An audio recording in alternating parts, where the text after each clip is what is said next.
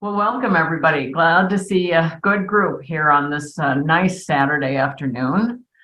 I'm pleased to open the Corridor Conversations program today, exploring the legacy of African American quilting. I'm Lisa Walker of Hyattsville Aging in Place. This is our sixth program of 2023, and we're really excited to have Carol Williams and Renee Anderson with us to talk about Uruhu. I did it again. Uhuru. First, a bit about Corridor Conversations. We started this program during the pandemic in order to get programs out to folks that weren't leaving their homes. We really try to focus on the people and culture and activities along Route 1 and bring their abilities and skills and interests to our audience. Corridor Conversation is sponsored by the villages along Route 1, which include Hyattsville Aging in Place, Helping Hands University Park, Neighbors Helping Neighbors College Park, and Explorations on Aging College Park. Some housekeeping before we start. We are recording the session, which I think you just saw. It'll go up on our website and on our YouTube channel next week. If you don't want your photo in the YouTube program or on our website, you want to turn off your video. Also, we're muting all your microphones and ask that you submit questions through the chat, which is usually down at the bottom of your screen. We're excited to bring you this program today. Uhuru had an exhibit at our Brentwood Arts Exchange this spring, and one of our members recommended to us that we try to get them to come. So we're really happy to have Carol Williams and Renee Anderson with us today. Carol White Williams is a native Washingtonian. She taught in the Prince George's Public School, I think she said, for 38 years. And her grandmother taught her how to sew by hand when she was a child.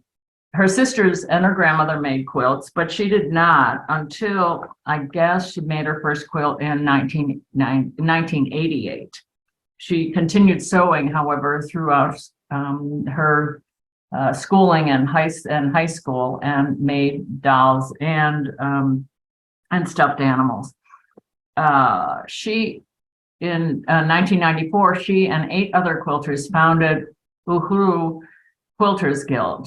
As I said, she's a retired teacher from Prince George's County Public Schools, and she actually taught at the Hyattsville Middle School when it was the Hyattsville Junior High. Renee began making baby quilts more than 20 years ago. She currently focuses on improvisational and art quilts using techniques such as hand and machine piecing, and applique and machine quilting. She admits to having more quilts in her head than on hand. She has a BFA in fashion design from VCU, an MA in textile science, and a PhD in business and economics from VPI. She joined Uhuru in 2018, and she chairs the exhibit committee. We're really excited to have you here today, and I'll just turn the microphones over to you. Whoever wants to go first. Is it Carol or is it Renee? I don't, Carter knows that, or maybe you're both going together. Carol is going to start. Okay, thank you. Okay, well, welcome everybody, and thank you for inviting me. And let me see. I'm going to try to share my screen. What I wanted to say about this slide is that this is our logo. It was developed using the background block is called the King's Cross. And one of the members, Benny Mann, in 1994-95, made a quilt using these colors and in the King's Cross pattern. And I went home and drew it from memory. And I think I added an extra band or two to get all of the colors. And we also added the Sankofa. Now the colors, red, black, and green and gold, are colors associated with liberation, with Africa, and the Sankofa symbol in the middle. This is one of the versions of Sankofa. Is a Dinkra symbol from Ghana, and Sankofa has to do with learning from your past. So the X kind is representative of not knowing what your past is, what traditions we carried over from Africa, what traditions we invented here in America. 1994, there was still a lot of African American history that was unknown to us. And since that time, we have done a lot of research and we know a lot more than we did. And Sankofa has to do with learning from your past. So that's our symbol, our logo. Okay, next, ma'am.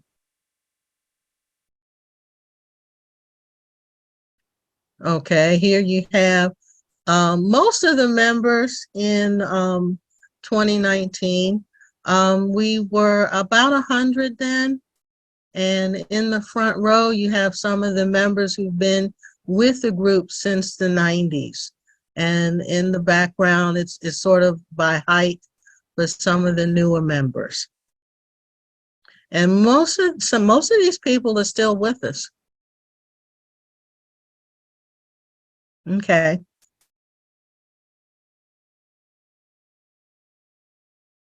Okay, we can skip this one. Okay. As you can see, we're at a meeting. And the rest of this has to do with some of the quilts that we make. An African American quilt is a quilt made by an African American. There are some styles or traditions associated with African American quilters, but not everybody follows those traditions. This quilter is displaying a quilt that she, it's like a family quilt, a family history. It's her history. You can see she's a member of a sorority. She has pictures of herself as she was growing up, graduating from college, and pictures of her degrees and so on. So that's, and many of us have this family quilt or family album. Okay.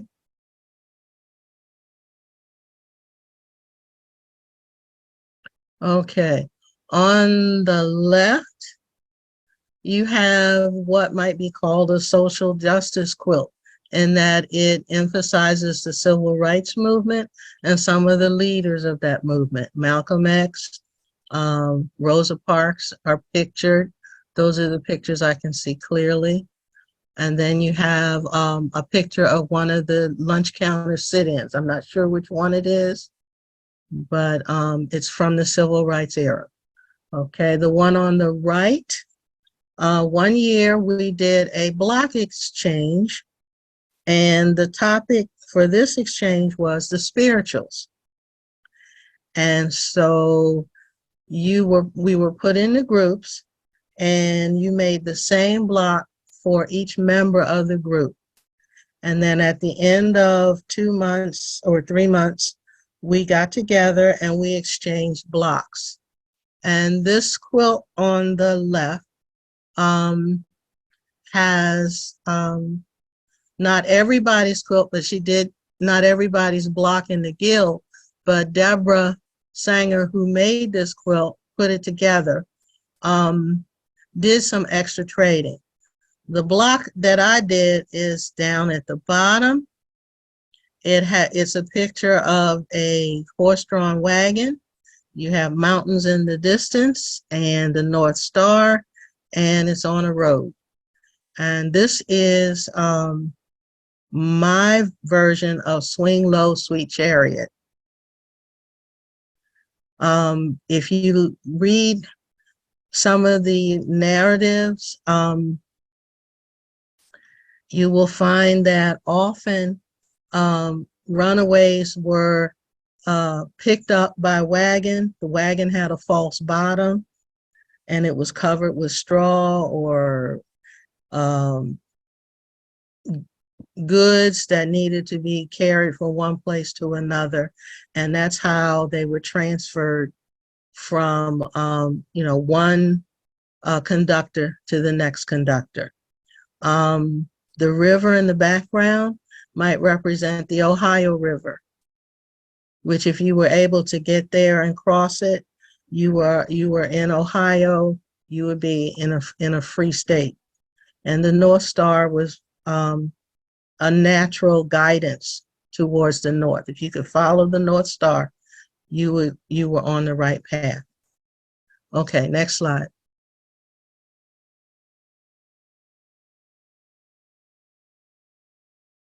Okay.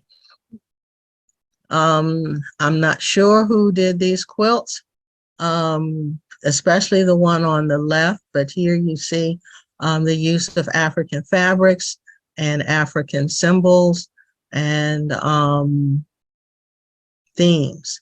The one on the right, this was a block of the month, sponsored by one of our quilters. She chose African mask, and there are several quilts out there, not necessarily made like this one, but they use the same pattern. I never got around to making it, but I like it a lot. Okay, next slide. Okay. This quilt's been very popular.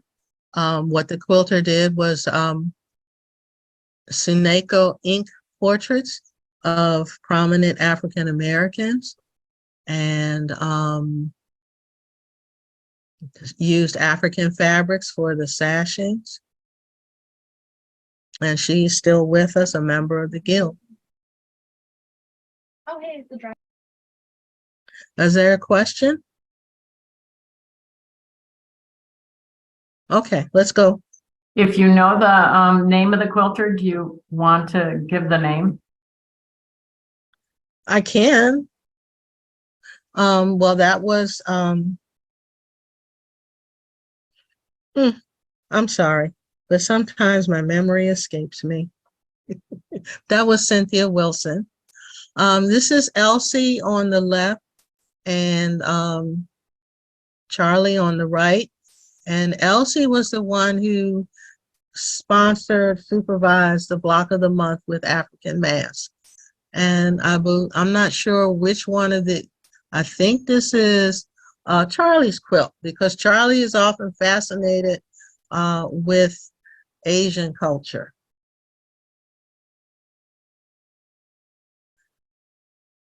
Okay, next.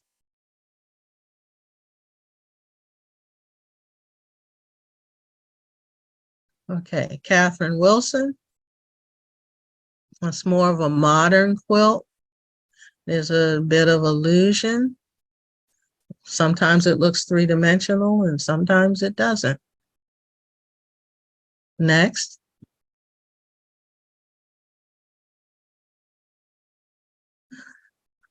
Okay, now this is what Maryland is famous for. Baltimore album applique. It's all needle turn. It's done by hand. And Janice Reese did both of these. She was in a class taught by Mimi Dietrich. Some of you may have heard of her. And Mimi was just awestruck, especially by the black and white one, because it just came out.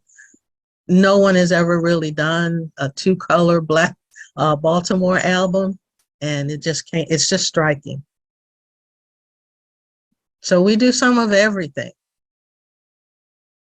If it can be done with needle and thread, we do it.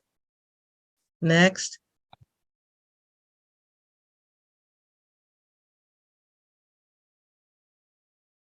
Okay, this is one of our raffle quilts. based on a design by Edita Sitar. I believe Jennifer Morris was the chair of the raffle quilt committee this year. And we use the raffle quilts to raise funds to pay expenses for the guild, such as the rent for our meeting place, and also to fund community service projects and other activities. Okay, next.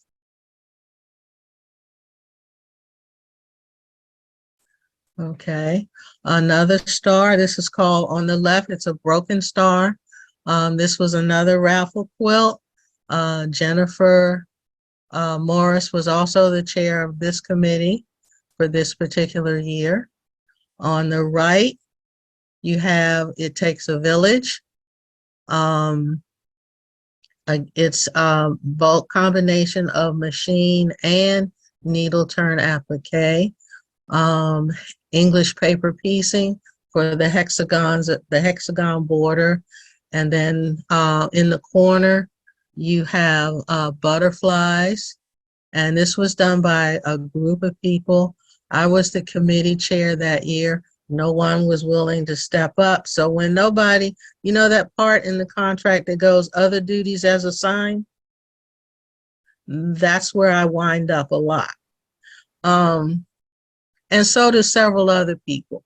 We all take turns making sure that the guild moves forward, has activities for people to join in, and we have a lot. Our newsletter averages about 15 to 17 pages if you print it out, because there's that much going on that we need to tell people about.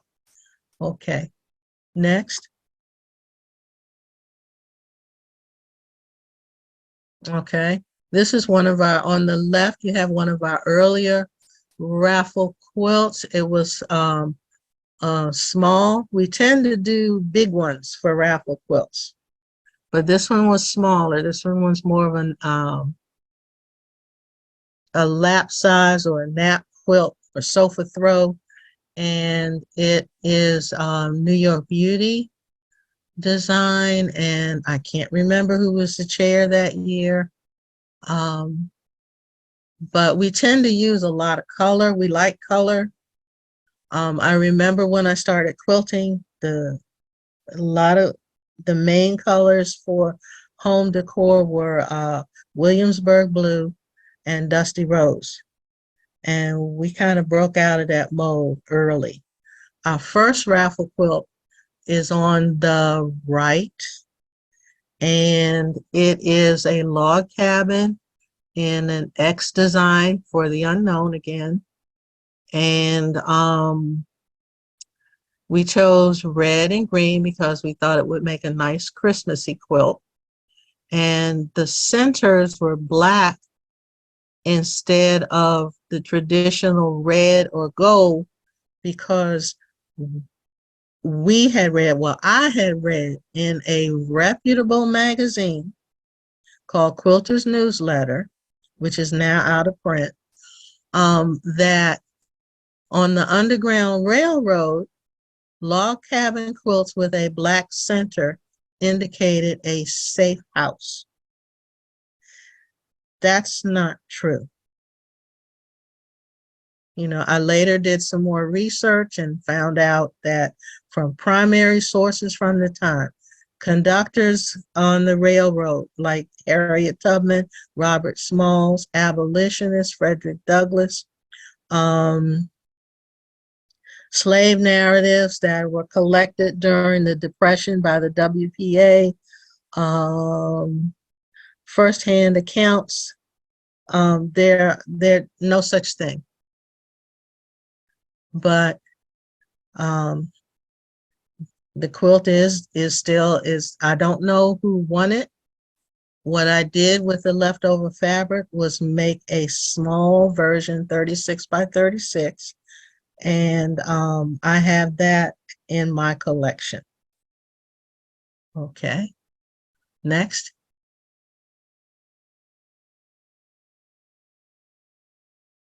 Okay. At one point, early on, our children came to the meetings on Saturdays. So we had Uhuru Jr. And this is a class that they're showing you the product that they made that day. I think it's a crayon transfer, heat transfer. And behind it is another one of our, I think that's the second raffle quilt that we made. And it was machine piece, but hand quilted. And the young man in the middle is my son, who's now an art teacher at Northwestern High School.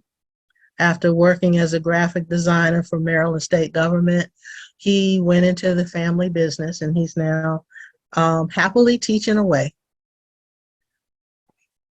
Okay, one of our displays, I'm not sure where this one is, but you can see in the background two quilts that were made from Eleanor Burns's book about the Underground Railroad, which is a sampler quilt of different blocks that are relatively easy to make. On the table is a basket quilt, and we have a couple. I can't identify the members or the people taking the pictures. And this is Frederick Douglass House. That's where this is. At Community Day at Frederick Douglass House. Okay, next.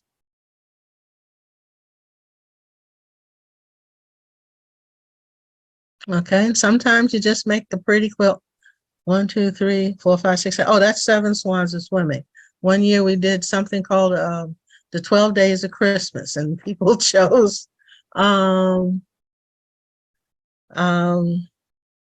which verse of 12 Days of Christmas they wanted to do as a quilt.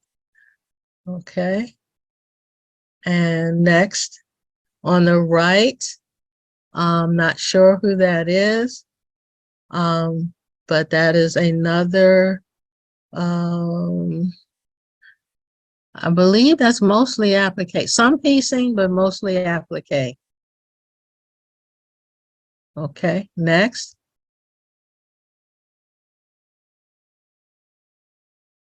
Okay, that's Azalea Butler with her scrap. Azalea likes to collect scraps. I remember at one retreat, she went around the room and took scraps from everybody's table.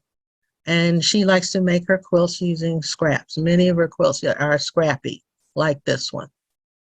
And on the right, we have Catherine Wilson again with sort of an abstract log cabin design. Catherine was more of an art quilter. I'm more of a traditional quilter.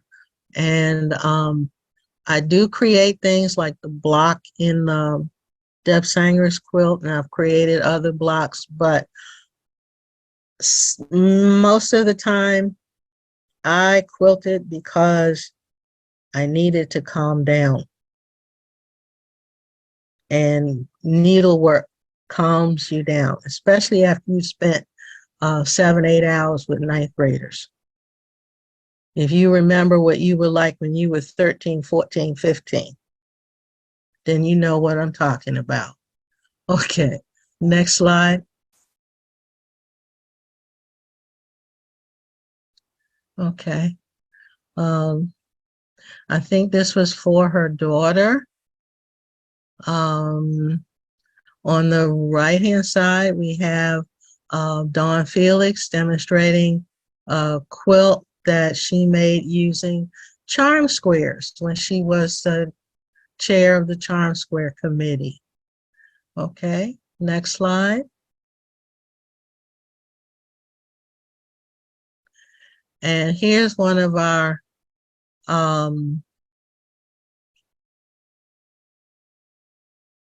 professional level advanced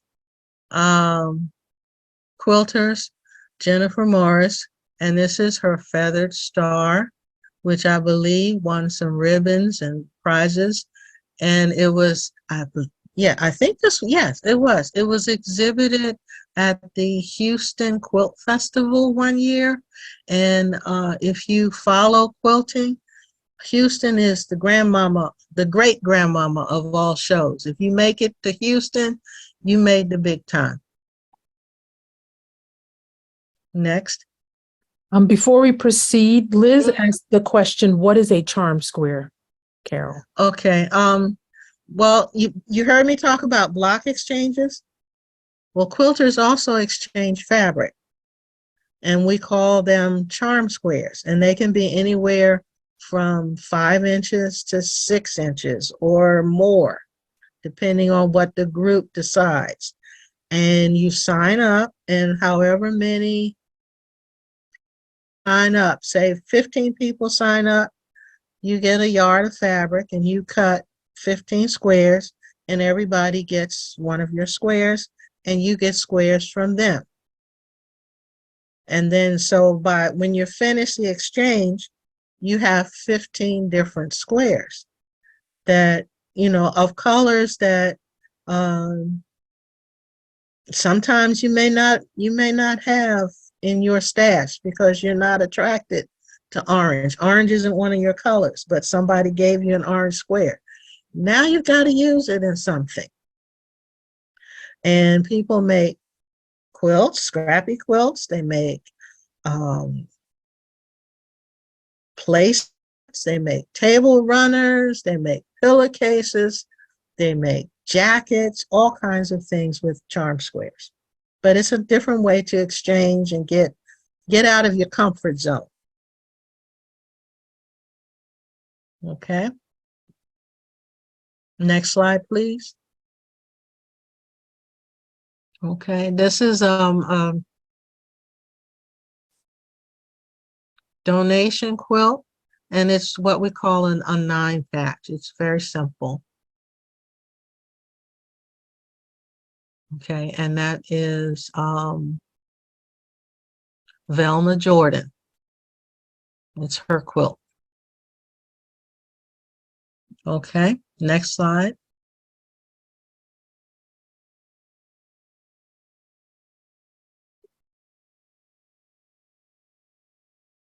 Okay, houses.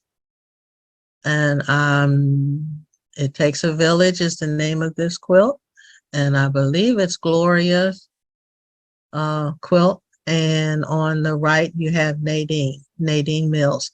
Nadine opened, several of our members have quilting related businesses. And at one time, Nadine had a fabric store called Fabric Peddler. And she had very nice fabrics, and she invited people like Rachel Clark to come and teach us. And it lasted a couple of years. Jennifer also had a quilt shop in Prince George's County called Quilters Haven. Okay, next slide. Okay, this is Elsie. Okay, I don't remember why Elsie decided to make this quilt, but what you can get as a quilter are panels, pre-printed panels that you can cut apart or leave together to make a quilt. It's fairly easy. You don't have to do a lot of cutting and sewing.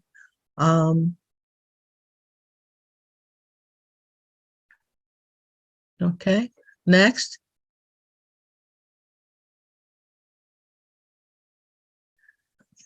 Okay. Naya is one of our art quilters, and this is called Convergence on the left. And on the right, I'm not sure who's behind this quilt, but it's, again, taking panels and cutting them up, rearranging them, adding some extra fabric and blocks to make a really nice quilt. Carol. Yeah. Excuse me for interrupting. Okay, that's Linda McKenzie. That's my quilt. Oh, that's your quilt. Yeah, that was done for the Uhuru's 12 Days of Christmas Challenge. Okay. Oh, so this is the ladies dancing? 9 ladies dancing. 9 ladies And dancing. those are not panels, they were all applique. You did the applique? Yes, ma'am, I did. Oh, that is so nice. Thank you. Thank you for interrupting. Okay. Okay. And if you hear me say something else that's not correct, please interrupt again. All right. Thank you. Next slide. Okay. This is a pattern called Bear's Paw. It's a piece pattern done by Deb Sanger. And the border are blocks called Flying Geese. Okay, next slide.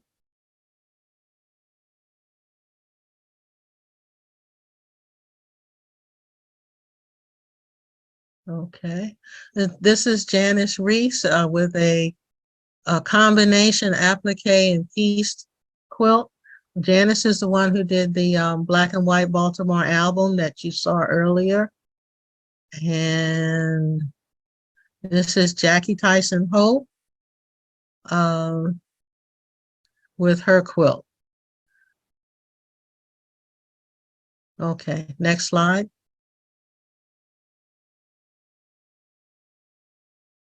Okay. Angela Lanier and Diane Austin. Okay, let's go. Next slide.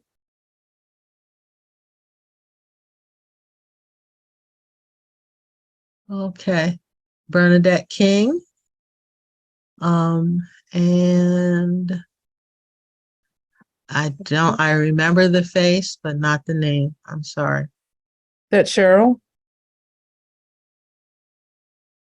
Heard? Not sure. Okay. No, I don't think so. Judy Rogers. That's Judy? Yes. Okay, thank you. Thank you, Renee Bailey. Okay, next. Okay, and yes, men do quilt. Lawrence, half square triangles, I believe. And Nadine, I forgot what the name of this pattern is. It's Jack something, but I'm not sure. Next. Okay. And Tammy, I believe Tammy's on. Tammy, didn't this quilt go to Houston also?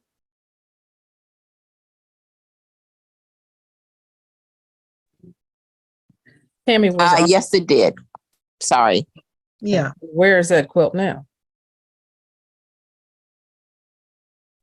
Unsure. Okay. I'm going to ask Okay. you to look for it.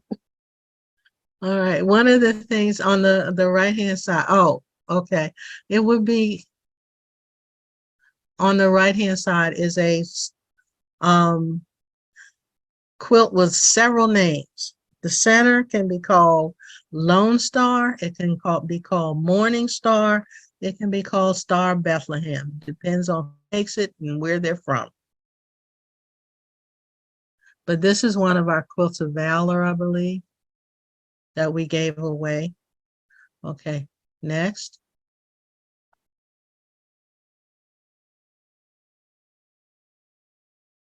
Okay, is this Donette Cooper's? Donette, aren't you on? Yes, yes, it is. Okay, there was an exhibit at when Obama was elected president that was at the old main library on 7th Street. It was the DC Historical Society for a while. But it was the white marble building across the street from Hahn's Shoe Store. And there was a display of quilts honoring Obama. And Donetta, I know Donette had one, and I think there were a couple of other Uhuru members who were also featured in this exhibit. If you're here and you remember, please raise your hand and speak. Okay, next slide.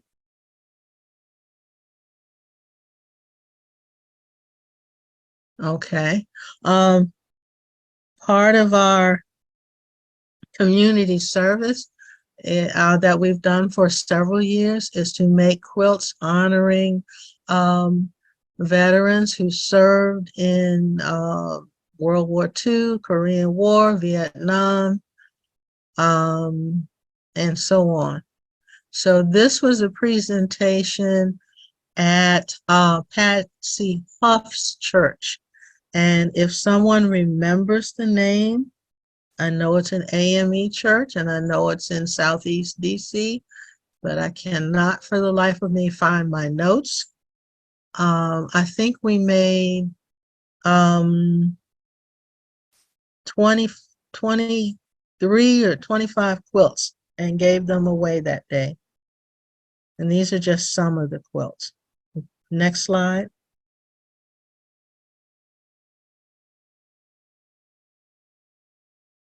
And these are just some of the people who received quilts.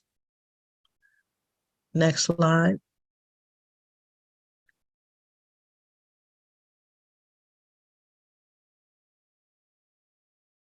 Next slide.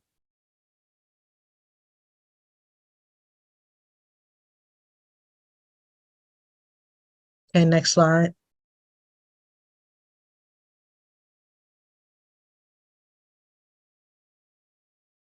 Okay, quilts of valor or quilts of honor. Next slide.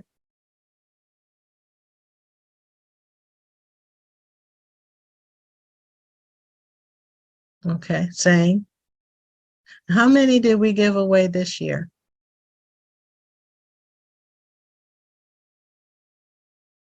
Maxine is in transit and may not be able to click over. Right. But I know we have given quilts to the veterans in Uhuru. That was one ceremony. And we also did, I think it was There was a 13, program, 14 yes. quilts.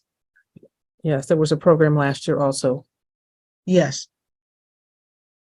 And we just did one a couple of months ago for a Gold Star mother. And that's probably one of the projects that we will continue in some form or other. Okay, next.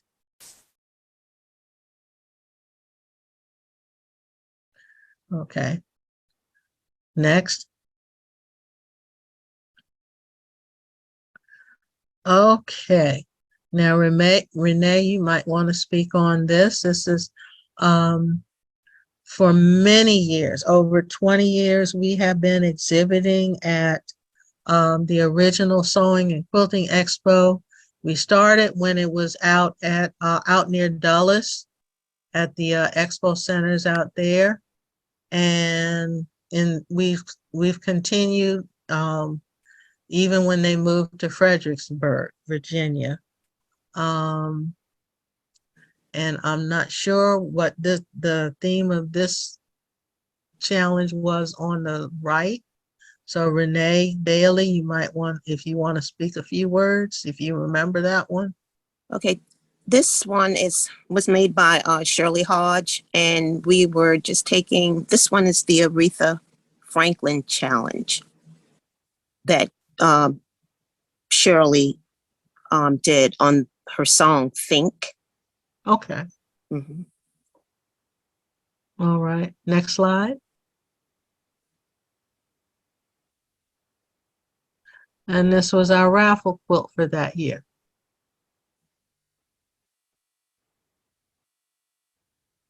And you can't see it because this is one of the details. You really have to be up close and personal with the quilt. But in each basket, the quilter put flowers. So they're done with thread. So I forgot who won it, but I hope whoever has it appreciates the work that went into it. Okay. Next slide. Okay, this is our website. We have lots more pictures in our gallery. This year we've been updating the website, remodeling, however you want to call it. So there's still work to be done, but you can visit it and see what's going on and what's next on our calendar. Okay, any questions? There is a question, does just one person make the raffle quilt, or do many quilters contribute blocks? Well, so far we've been lucky, and a committee of works on the people. I need to stop now. Works on the quilt. So sometimes it may be, 4 people. Sometimes it may be as many as 10 or 12. Some depending on how much work a quilt needs to get it together. But so far we do things by committee. Okay, and I will share my screen and share a bit of information with you. Let me set this up. And this is a continuation of our conversation with you today.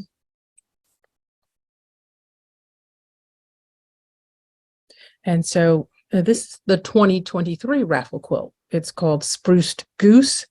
For more information, I've provided our website, also our email. We do a bit of fundraising and support so that we can continue with our community projects, and so that the Guild can continue to flourish. The raffle quilt does travel to different venues, pardon the typo there, and it's to aid sales and funds for the Guild. We also have another fundraiser. We're doing a Popcorn Euphoria event. There's a QR code there, but you can also go to the website to find out about that. And if you're in the Krispy Kreme, check back with us, because there's a fundraiser that's coming that will center around Krispy Kreme. I will admit, I have signed leases in the past based on the location of Krispy Kreme stores. Hot or cold? So for community service, this year we've been focusing on fidget quilts, and we've donated to the ARC of Prince George's County. And so here are some images of the quilts, and this is the day when the presentation happened. One of the presentations happened. And so we've given over 30 quilts this year alone. But we've been working on fidget quilts for a while.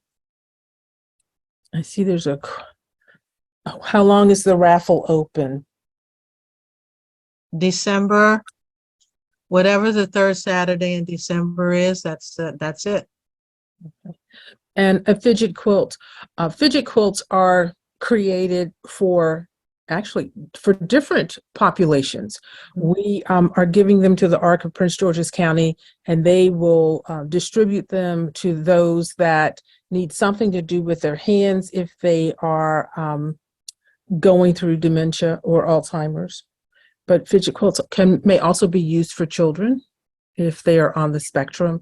And there's no set pattern or format. But the one in the upper corner, you'll see there's a little soft plush owl, but you'll see beads on a string, so that the beads can be moved back and forward. The next one over, you'll see different things. We'll put zippers in, we'll put buttons, we'll put snaps, we'll put hooks, different things with different textures, just to keep the person engaged. Now, sometimes when, they're done for the spectrum, there are some other requirements that they ask, just so that if they get thrown or dropped, that, there's no pain or hurt that happens. But you see, none of those fidget quilts Swallow. look the same. Hello? Yeah, nothing can fall off, be pulled off, or swallowed if it's for children.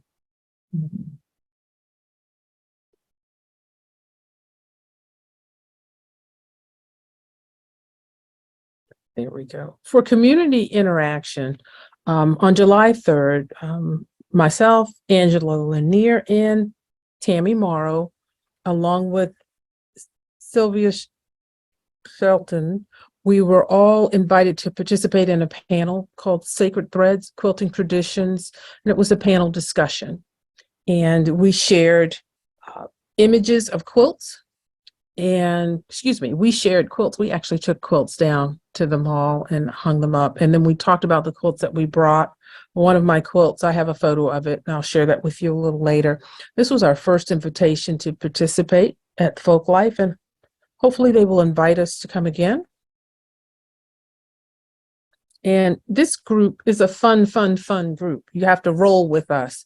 We just had an incredible bus trip to New York, and we went to Bisa Butler's latest exhibition, and they opened the gallery early for us, and Bisa Butler actually met us. And so we were able to spend time with her. She talked about her quilts, took us through the galleries, and then she did a book signing for us. And then also, because we're quilters, fabric shopping was a part of this adventure.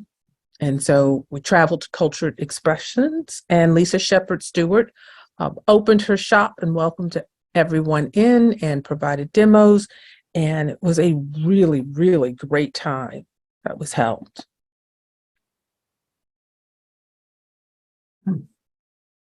Our current event, I'm going to check and see. Okay, that's kind of long. I'm going to.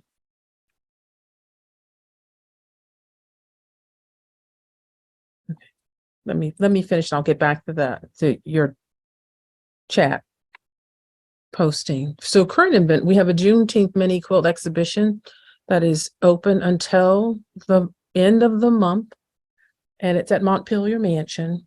We had a challenge, and so the challenge was that we would reinterpret the Juneteenth quilt. And so, as you can see, we are all creative. And we all have different methods that we prefer to use, that we like to use. We experiment with new methods also. And so the quilts, they all look different, but they're all a creative expression of the members that participated. Upcoming event, we've been invited to participate in the Textile Museum's Quilt Day. The Textile Museum does not collect quilts. However, they do always have a quilt exhibition.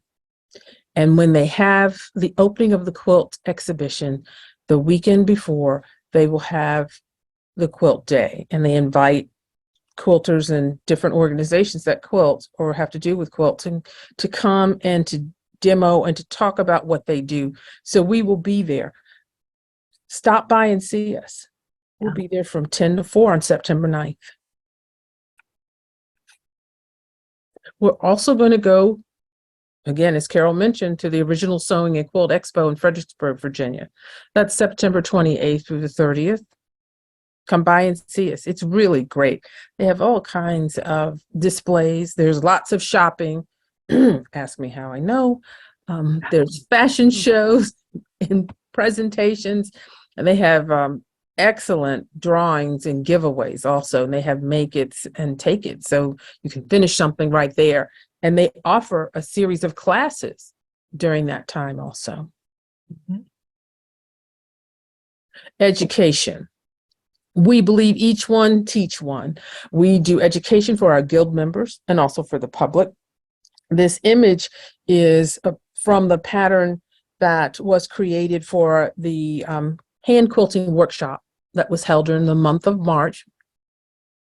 That's Quilting Month at Brentwood Arts Exchange. We do have sew happy hours, which are Monday evenings, where we just sit around, we work on whatever it is that's going on. Sometimes we take that time to clean our studios and our work areas.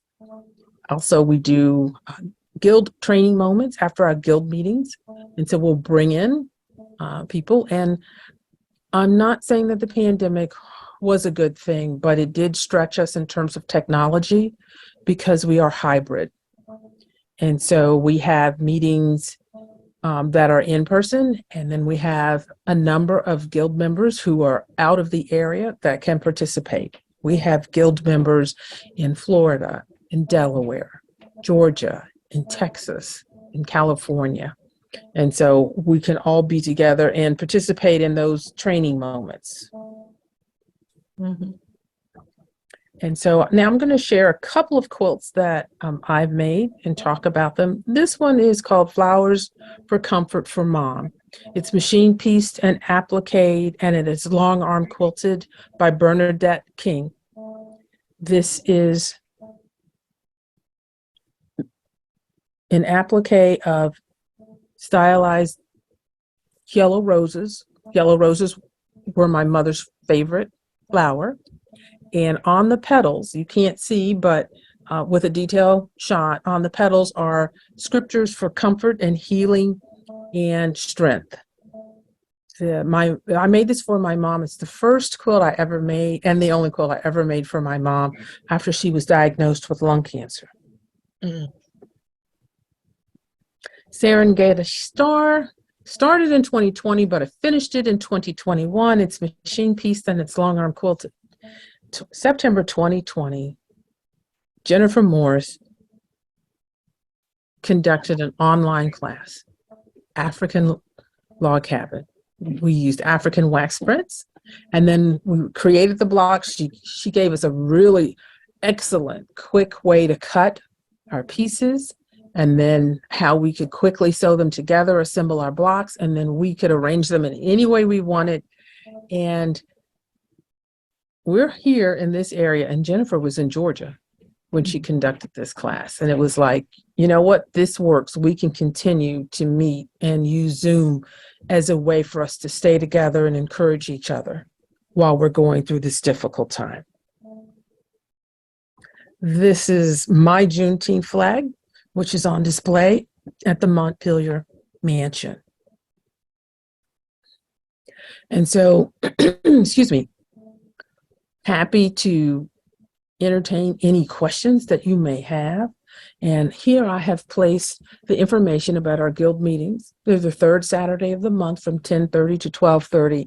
And then after the meeting, right after, we'll take like a 10 to 15 minute break and we'll go into our teaching moments after that. We meet at Leland Hall at St. Barnabas Episcopal Anglican Church in Upper Marlboro. I've provided you also with website, our email, and our Facebook information. Questions? There was something in the chat from Jennifer.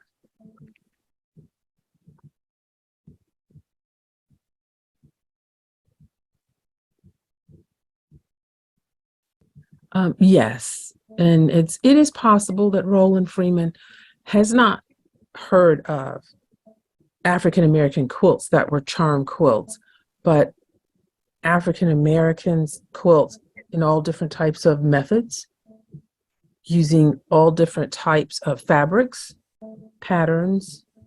We do art quilts, we do improvisational quilts, and so we're not restricted to just one type of quilt. And that's all I have to say to that. Any other questions? How are we doing for time? We're good on time. I have a question. Are there some references that you would give us for novices? I'm a total novice to quilting, and don't know the various names that you've given to different patterns. Is there a place where I can find those? There are a number of reference books and also websites that you can get to identify quilt blocks. Mhm. Barbara Brackman has a recent publication that she will identify a block.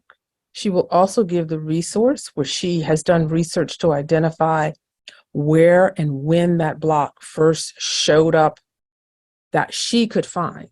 Mm. Mhm. Jenny Beyer also has a wonderful publication. It's an encyclopedia of quilt blocks. And that you get the same type of information, because actually, there is a possibility that that same block showed up somewhere else under a different name. Name. So when you see the spinning star, there may be 5 different names for the same pattern that is the spinning star, but it showed up in maybe this publication. So it shows up in this community. The women get together, they talk and they share information and share patterns, and then it spreads. And then when you have people that are moving and migrating, they take information with them and it winds up in different places. And I will tell you something that awed me. I had the chance to go to Seoul, Korea for a professional conference in 2001 or 2002. And I found, they have this, look what's listed, the National Museum of Embroidery. And my my former classmate who I was staying with, she's like, I've never heard of that, Renee, but if you want to go, I'll take you. We go. In the booth, in the corner, in the back, in the dark. Honestly, it was in the dark. It was this museum was behind, up on the upper floor behind a dentist's office. And he said, yes, come right in. I'll open the door for you. He opened the door and he turned the lights on. So I'm walking through, I go in the back, and there is a scrap of silk fabric in the pattern we would call cathedral windows. Long before cathedrals are being built in Europe. And they did not call that pattern cathedral window. It was all in Hangul, which is Korean language. So I couldn't decipher what it was and what it meant. And my friend that was with me, she was like, that's very, very old language. I can't actually read that, Renee. So I don't know the name, but I know what it looked like. And it looked like what we call cathedral windows. So people have been creative since the beginning of time. Mm-hmm. And so it's possible that there's a block that someone just made up on their own in one part of the world, but that someone else is doing the exact same or similar block. It came to them also. Mm-hmm. And for the most part, blocks really aren't copyrighted. Mm-hmm. For that reason, we can't copyright a 9-patch. It's just squares sewn together. We can't do that.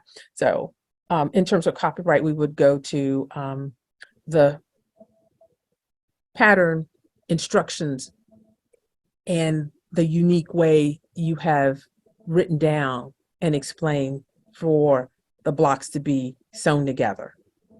That you can copyright, but you can't copyright something with square blocks, circles, half square triangles. You can't. So we're always interested in anxious to see new names and see where different and new things show up. Do you think that that the blocks that or the patterns that African Americans have used over time, some are original to them and some are from other places, picked up originally from Africa or other cultures? It is not necessarily so that African Americans only quilt using certain blocks or certain techniques. I happen to work at a museum, and we happen to have in that collection some really nice quilts that were actually made by enslaved people for the people that enslaved them. So, who made a block first? Who came up with, African symbols that we can document and identify Mhm. There's that, but not every person of color uses African symbols. Symbols. So, Yeah. just as if they were descendants from the Incas, maybe not, they're using those particular symbols that form their community, because they may, whoever's being creative may decide, I've seen this, but I want to do something different.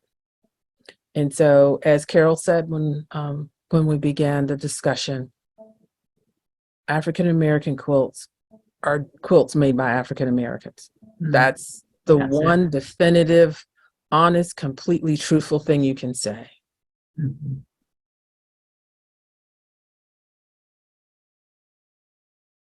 Yeah. Right. Now there's another, are there other questions? There are. I- How did you get into quilting? Was it something you grew up with, or did something inspire you to give it a try? Well, Definitely. I learned how to sew as a little girl. My grandmother had a treadle machine that had been, a motor had been added to it. And she first taught me by hand, and then I got to use the machine. I also learned how to iron. If you remember those old flat irons, okay? And how then there were no steam irons, or she didn't have a steam iron. And you had to sprinkle water on everything and roll it up. And then when it was damp enough, you would iron it. Mhm. Okay, so she also made wine, some very good wine. Um, but anyway, I learned from her, and I continued developing my skills. I also did anything with a needle or a pair of needles, knitting, crocheting, cross stitch, crewel work, embroidery by hand. I made clothing. I did everything in the Vogue pattern catalog that you could do. So that's how I learned how to do tailoring and heirloom sewing. And then I got bored with that, and I switched to crafts. And then I got bored with that, and I discovered quilting. Ah. Even though your sisters were doing quilting already. I don't have it. I don't, not my sisters.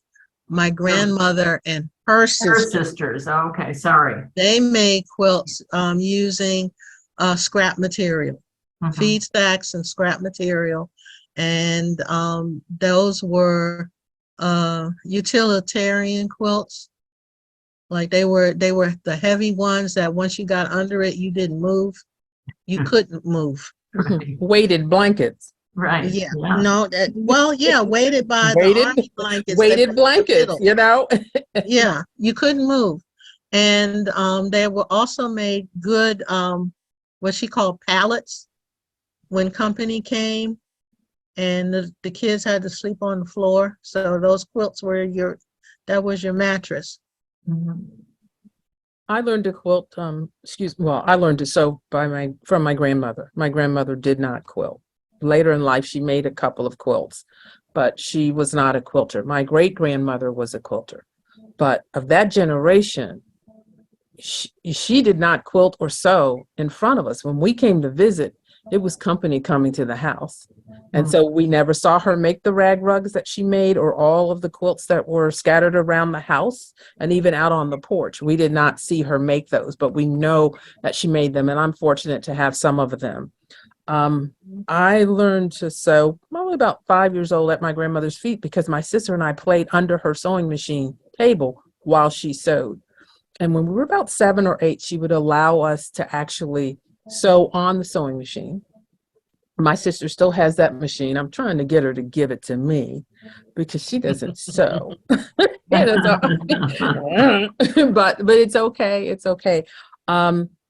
I just picked up the idea of quilting later in life. And what happened is that I made a baby quilt for a friend. And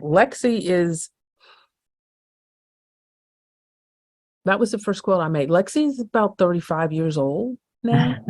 But I made Lexi her little quilt. It was pink with bears on it. I got a magazine, figured out how to do it, and I made that for Lexi. And then I didn't quilt again. And then later on, I started quilting, but I was making baby quilts. And that's why I don't have a lot of quilts, because I'm making baby quilts and giving them away. And so it's only been like in the last 4 to 5 years that I've actually started making larger quilts, and quilts that are not, well, they're not baby quilts, so they're not given away, except for the ones I have on my list for the grandchildren. They're going to be finished soon and go away to them. But I just always thought that they were absolutely gorgeous.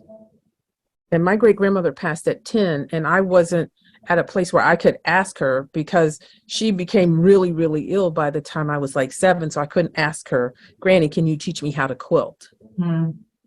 But I love it, excited about it. And I make a lot of quilts in my head. And if all the quilts I'd made in my head, I probably have about 200 quilts. Because it's like I know exactly what I'm going to do, the colors I'm going to use, how I'm going to put it together. And sometimes after I've made it in my head, I'm good. I don't need to make it physically. I've walked all the way through it, you know. So I let that go. Funny. Yeah. It's funny.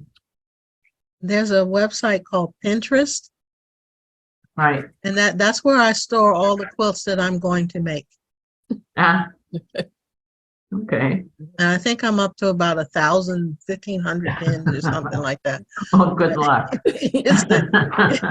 I mean, honestly, I've had a number of quilt magazine subscriptions, and I go through and remove the pages for the patterns of the quilts that I want to make. Mhm. And even some of them, I've taken those pages and I put them in sleeves and have taken them to the quilt store, and I bought the fabric. And then I came back and reorganized, and the fabric is one place, and the quilt pattern is in a beautiful binder, sorted by theme. Mm. You're So, very organized. I know, but You every are once in a very- while I go through and I say, I'm not, you know, I don't think I'm going to make that quilt. So I move it to the Mhm. back of the binder. Okay. Someone asked about resources for a beginning quilter. There are lots of quilt shops in the area that offer beginning sewing courses or quilting courses. Capital Quilts up in Gaithersburg is one. YouTube is a great resource. Just put in the word quilting and you'll just get pages and pages and pages of, you know, teachers and quilt shops who sponsor Mhm. and put on their own shows on how to on teaching you how to do a particular pattern or how to put a binding on a quilt. There's a website, Quilters Cache, CACHE. It's all one word. Lots of block patterns for free. Mhm. And they're organized, they're alphabetized. Okay.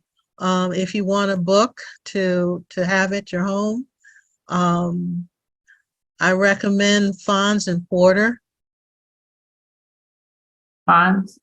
Fons, Fons, and Porter, Porter, Mhm. as a resource book. Like if you want to know what a charm square is, you can go to the index and look up charm square.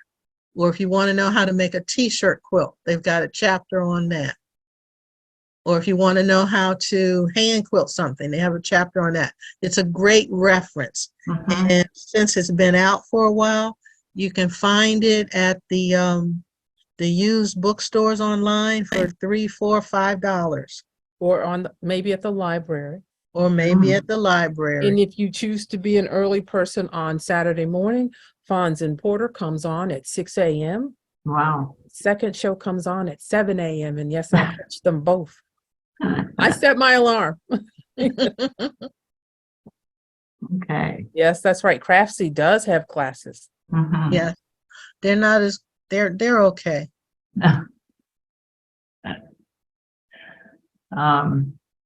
I'm wondering if anybody else in the audience has questions that they want to just raise their hands for. There was another question that popped through. How can we encourage and keep fabric work going with young people? How can we Encourage young people to take up and continue fabric working traditions. The quote that I shared before, each one teach one. Look to see if there's an opportunity, if you know how to sew, if you know how to quilt, if you know how to knit or crochet Mm. or basket weave, any of that, do millinery work. Look for locations where you can volunteer your services and or teach and possibly get paid. Do you know that you can get paid to teach crafts on a cruise ship? Yeah. Mhm. Yes, you get to go on the cruise, you work. It's not every day that you have to work. I've met a number of women who do that. And they're like, well, my sister and I, we decided we were going to go on this cruise. So we called them up and, we've connected with the cruise line. And so they offer that as something that as when you're on the cruise that you can do. Okay. Yeah, be willing to share. At one point, Michael's would place a call or an announcement that if you had a skill and you wanted to teach a class, that they could make a room available because then they would offer the class. So Right check out now- those pieces. Right now, they are offering classes for children and different crafts. Hmm. So you just go on their website and find the Michaels near you and look at their calendar. But how do you engage young people? You go where they are. Right. You go to the community center, you go to the schools, you go to boys and girls clubs, you go to church. Many of our churches have active youth groups Mhm. that Boy Scouts, Girl Scouts, because they still earn badges in those areas. You are. Consider Jenny, I'm consider sorry. making an offering to participate in an event. I'm going to be hosting a tea for my granddaughter. Ah. We will be doing a little bit of quilting during the tea. It's grandmama, did you make the blanket on the wall? Yes, I did, and it's a quilt. And she said, you make me one. I can show you how to make one, my love. Is So- that the quilt behind you? That is Is that a this is my screen? command center because I telework for Yeah. work. And Uh-huh. so I needed a backdrop that was appropriate, and that's one of my quilt tops. And I made it to be vertical. I turned it on its side because I needed something wider. I like it better in the horizontal position. So Ah, that's good. my backdrop for all of my professional meetings. Mhm. Jenny Farrell in the chat says that Parks and Recreation has quilting classes right now at the Sports and Learning Center in Prince George's County. Yes. That's good. Just a sort of step it way back type question. What makes a quilt a quilt? Okay. Okay. By definition? The technical term for a quilt is that it has multiple layers. Ah, Okay. Coverlets are woven. Quilts can have 2 layers to 3 layers, typically not more than 3. ah.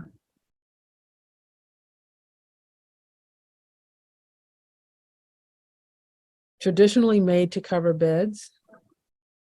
However, my great grandmother made 2-layer quilts, and she called them her spring coverings, and she placed them on her porch on all of the metal furniture that was out there. She had a glider that had quilts on it that she put out during the summer and changed them. Mhm. She had metal rocking chairs. So instead of sitting, oh, you don't want to sit on that metal. So she, she dressed up her front porch. Mhm. It was facing the street, so it looked really, really colorful. And so the quilts that I have that were hers are 2-layer quilts. They were summer quilts, so she didn't put a layer of batting in there because she didn't need the extra padding and she didn't need the warmth. Mm. So, go forth. And once you learn the rules, it's really easy to break the rules. You can mindfully do what you want to do, Okay. I see a number of faces and names on here that I recognize. Would any of them like to share? You all are so shy. Because I see a number of guild members on here. Yeah. I learned that a quilt, as was said before, generally has a top, a pieced, applique, whatever method you want to use to make a top. It has that middle layer, the batting, and then a backing of some sort.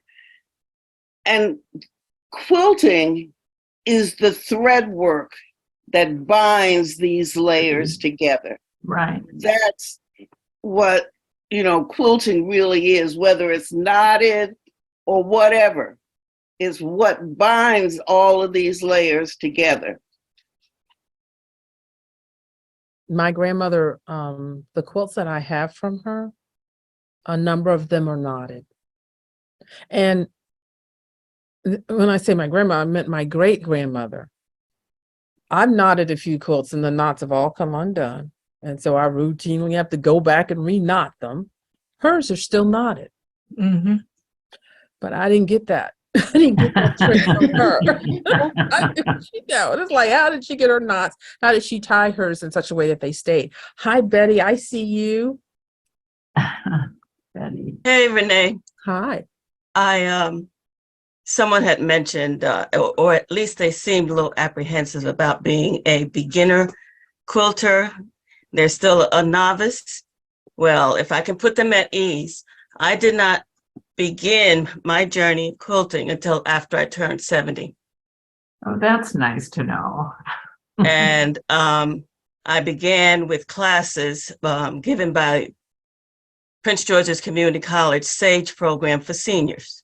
Mm-hmm. I was not a sewer. I did not have any family members, grandma, mama, sister, auntie, nobody who were sewers or quilters. So it was all from scratch. But I loved quilts. They were so beautiful. And I just said, I would love to learn. So I'm still learning. And people at the Quilting Guild have been super fantastic and very encouraging. And I'm learning so much from them. So just do it. And YouTube, I call YouTube University. Mm-hmm. Mm-hmm. That's my story. And you are supposed to learn from each quilt project that you do. Mm-hmm. Yes. And The sometimes first you learn one- you will never do that again. Yeah, that's the quilt I made for my first granddaughter. Oh, it kicked me. I'm still recovering from it. The child is 12. I will never make that hummingbird thing again. But I know more, I know better, and maybe in another 5 to 10 years, I'll be comfortable and confident enough. There were too many points that I needed to match mm-hmm. happen. So, Were you going to show us something, Carol? This was a learning experience. I hope you can see it. Mm-hmm. And this was actually to a model for the Jennifer store, Quilters Haven. Mm-hmm. And I messed up the binding. It's too big for this little quilt. Ah. The hand quilting is perfect. The piecing is perfect. I mean, you can see all the points. I only cut off one, and that's only for a little bit. If you hold it like 20 feet away, you can't tell. But the binding, I messed up. And so I've learned how to do binding a little bit better. That's good. Okay. yeah. And I think we're running up on Yeah. time. So are there some last things that you want to say to people? I encourage anyone to try and quilt. Yeah, You know, just try it. it's That's as why Carol they says, have you have to fabric slow stores. down. You know, Yeah. you know, And I use quilting, not because I was an artist, because I still don't think of myself as an artist, but because it's it it restored my patience after I got home from work, and I would take my kids and my niece and nephew to basketball practice or soccer practice or whatever practice. And instead of correcting papers, I would sit there and sew. And it just, it calmed me down, and I was able to go home and be a nice parent. And it's still therapy for me in a way, but just try it. That's why they have fabric stores. When you mess up, you go buy more fabric. That's a good thing. and you can always check the thrift stores. There Yeah, you go. yeah. Check There the you thrift go. stores. Go look and see where they're hanging the sheets and where they're hanging the curtains. And you would be surprised how much beautiful quilting fabric is hanging over there. Yeah. I found quilt tops for $5 in thrift stores.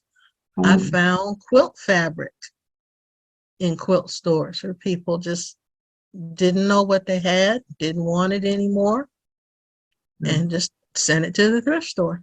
Yeah.